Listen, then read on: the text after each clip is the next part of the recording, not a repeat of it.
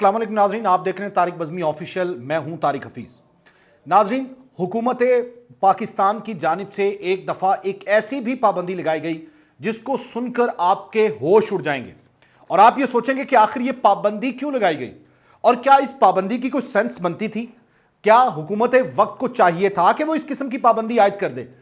हुआ कुछ यूं कि 1953 में गजाई किल्लत का बहरान पैदा हुआ, गंदम का बहरान पैदा हुआ और उस बहरान के इव्ज जो पॉलिसी बनाई गई हुकूमत वक्त की जानिब से वो ये थी कि 25 अफराद को कोई शख्स खाने पर नहीं बुलाएगा, यानी कोई शख्स भी 25 लोगों की दावत नहीं करेगा, किसी को दावत नहीं देगा।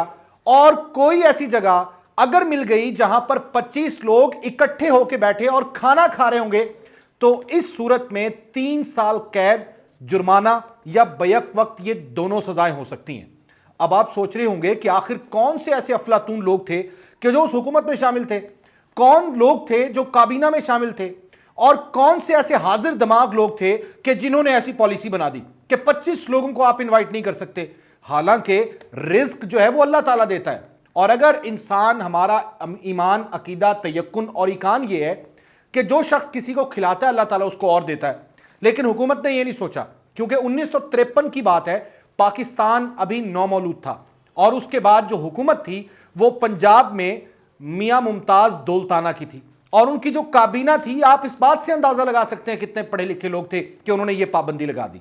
अब इसकी कुछ डिटेल में जाते हैं कि आखिर ये पाबंदी क्यों लगाई गई और 3 साल कैद क्यों सुनाई गई। हालांकि दावत देना अपने मोमिन भाई को यह सुन्नत रसूल है और दावत करना भी जो है वो सुन्नत रसूल है और हमें भी एक दूसरे की दावत कर देनी चाहिए और दावत करने से ही प्यार बढ़ता है, मोहब्बत बढ़ती है। जब कोई शख्स आपके दस्तरखान पे आके बैठता है तो वो आपके लिए दुआ करता है और मेहमान जो है उसको हम रहमत समझते हैं हमारे मुआशरे में, लेकिन ये पाबंदी लगा दी गई। अब इसकी डिटेल जरा सुनिए।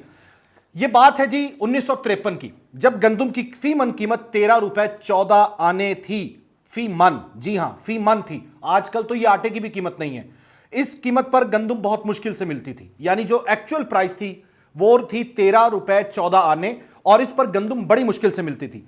रोजनामा जिम्मेदार ने 29 जनवरी 1953 को यह खबर शाया की कि कोड़ियों के मोल वाली ये जिन्स उन दिनों अगर मिलती तो सिर्फ पहुंच रखने वालों को ही मिलती थी और वो 25 से 30 रुपए मन मिलती थी। अब आप भी हैरान होंगे और मैं भी इसको पढ़ के हैरान हूं कि पाकिस्तान नया नया बना था, कायदे आजम मोहम्मद अली जिन्ना को गुजरे कुछ अरसा हुआ था और इसी पाकिस्तान में हमने इस्लामी फलाही रियासत बनाने का इसे ख्वाब देखा था और यहां से ही ब्लैकमेलिंग स्टार्ट हो गई, यहां से ही गंदम को ब्लैक में फरोख्त किया जाने लगा। आजकल तो जितने बहरान पैदा होते हैं वो इसलिए होते हैं क्योंकि उसकी मसनूई किल्लत पैदा की जाती है और ताकि रेट अप हो जाए, रेट बढ़ जाए, ताकि तलब में इजाफा हो सकते और रेट ज्यादा मिले। अच्छा जी, गोया ये एक ऐसा बहरान था जिसने पाकिस्तानी अवाम को दिन में तारे दिखा दिए। जी हां, इस कदर शदीद बहरान था ये, लेकिन सवाल बहुत बड़ा था और आज भी ये सवाल पैदा होता है जब भी गंदम का बहरान पैदा हो, जब भी आटे की किल्लत पैदा हो, जब भी चीनी का बहरान पैदा हो, तो फिर एक ही सवाल जन्म लेता है कि आखिर ये बहरान पैदा कैसे हुआ। तो उस वक्त भी ये सवाल पैदा हुआ कि आखिर ये बहरान पैदा क्यों हुआ। अब वो भी सुन लीजिए कि 5 फरवरी 1953 को लाहौर चैम्बर ऑफ कॉमर्स का एक इजलास हुआ और इस सूरत हाल पर गौर किया गया कि आखिर ये बहरान कैसे पैदा हुआ, क्यों 13 रुपए मन गंदम जो है वो अचानक 30 रुपए 25 रुपए पे पहुंच गई और क्यों इतनी किल्लत पैदा हो गई। तो इस पर गौर किया गया तो चैम्बर एक नतीजे पर पहुंचा।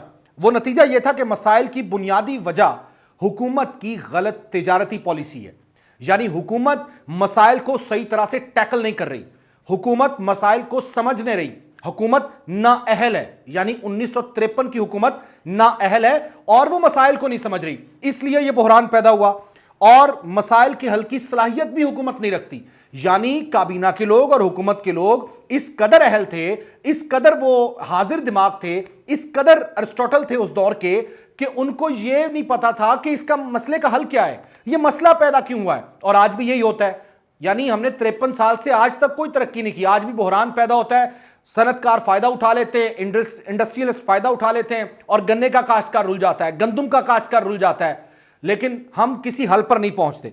अच्छा, इसके बाद जो फैसला हुआ वो ये कि अनाज की तिजारत पे हुकूमत का कंट्रोल था और हुकूमत की पॉलिसियां इंतहाई गलत थी। उसका नतीजा यह हुआ कि हुकूमती गलत पॉलिसियों का जो असर था वो किसान पे पड़ा اور جو غلہ منڈیاں تھیں, جو اناج خانے تھے, وہ ویران ہو گئے, وہاں پہ دھول اڑنے لگی.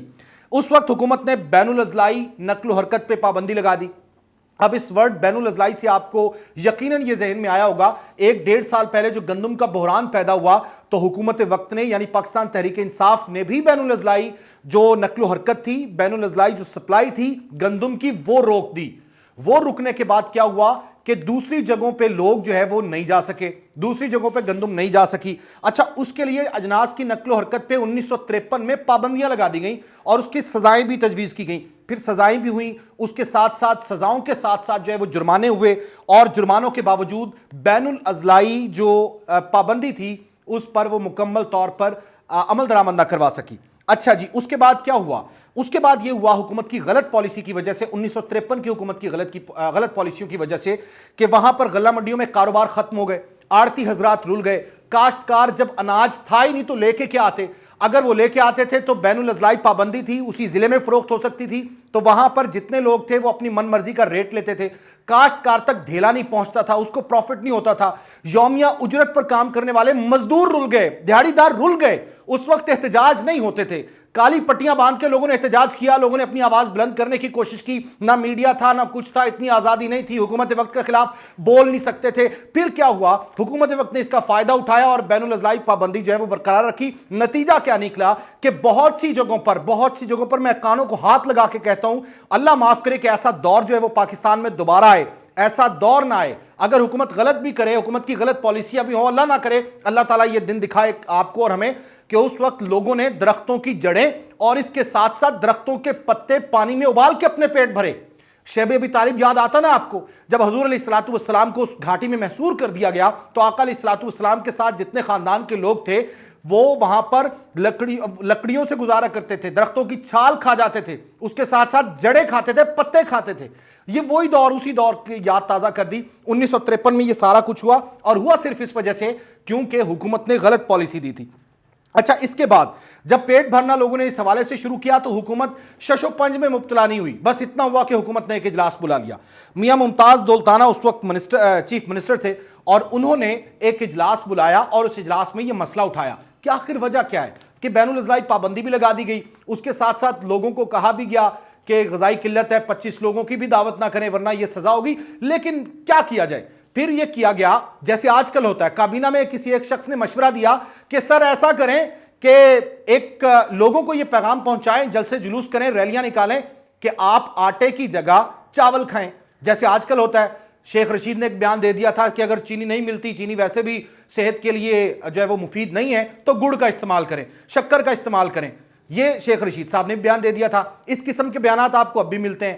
اس وقت انہوں نے کہا, جو مالیاتی کونسل کے چیئرمین تھے اس وقت کی کیبنٹ کے, انہوں نے کہا کہ جی ٹھیک ہے روٹی نہیں مل رہی, روٹی تو ایک جھنجٹ ہے کہ اس کو پہلے آٹا گوندنا پڑتا ہے, اس کے بعد اس کو بنانا پڑتا ہے, اور پھر اس کو توے پہ ڈالنا پڑتا ہے, پھر اس کو سیکنا پڑتا ہے, پھر ایک پروسیس ہے پورا, پھر اس کو کھانا پڑتا ہے. تو ایسا کیوں نہ کیا جائے کہ روٹی کی جگہ چاول کھا لیں, روٹی کی جگہ آلٹرنیٹ چیز استعمال کر لیں. پھر یہ مشورے دیے جانے لگے. گویا آج بھی جو مشورے ملتے ہیں وہ اسی دور سے ملتے ہیں. ضلع بندی لگائی, نقصان ہوا, خلاف ورزی عام ہوئی, سزائیں ہوئی لوگوں کو, لیکن لوگوں نے عمل درآمد نہیں کیا. وزراء کے بیانات سامنے آ گئے کہ عوام روٹی کے جھنجھٹ سے آزاد ہو جائیں, چینی کی جگہ گڑ استعمال کریں جیسے آج کہا جاتا ہے, اسی طرح روٹی کی جگہ جو ہے وہ چاول استعمال کریں. اور پھر 3 فروری کو جو اجلاس ہوا تو پھر اس میں یہ فیصلہ کیا گیا کہ سارے بیانات اپنی جگہ, تو وہی حربہ استعمال کیا جائے دوسری جنگ عظیم والا, کہ لوگوں کو کہا جائے کہ بھائی آپ جو ہے وہ 25 لوگوں سے زیادہ دعوت نہیں کر سکتے, غذائی قلت نہ پیدا ہو جائے, کیونکہ دوسری جنگ عظیم میں سپاہیوں کے پاس جو ہے وہ راشن کم رہ گیا تھا. تو اس قسم کی پابندی جو ہے وہ لگا دی گئی تھی کہ آپ 3 کی جگہ 1 روٹی کھائیں, آپ 1 پلیٹ چاول کی جگہ آدھے پلیٹ چاول کھائیں. اس قسم کی پابندیوں سے گزارا کیا گیا. تو اللہ نہ کرے اس قسم کی پابندیاں ہم پہ لگیں, لیکن بحران یہاں پہ بھی آتے ہیں. حال ہی میں ایک بحران گزرا لیکن اس کو مافیا کو شکست نہیں ہوئی. شوگر مافیا جو ہے اس کا سکینڈل منظر عام پر ہے, FIA میں تحقیقات ہوئی لیکن اس کو سزا نہیں ہوئی. آٹا بحران جب بھی آتا ہے اس کو سزا نہیں ہوتی, انویسٹیگیشن ہوتی ہے, تحقیقات ہوتی ہیں, ٹیمیں بنتی ہیں اور وزراء کے مشورے آتے ہیں, لیکن ہوتا کچھ نہیں ہے. خدا خیر کرے اس ملک کی. کمنٹ سیکشن میں جائیے, کمنٹ کیجئے. اگر ویڈیو اچھی لگی ہے تو چینل سبسکرائب کیجئے. طارق حفیظ کو اجازت دیجئے. اللہ حافظ.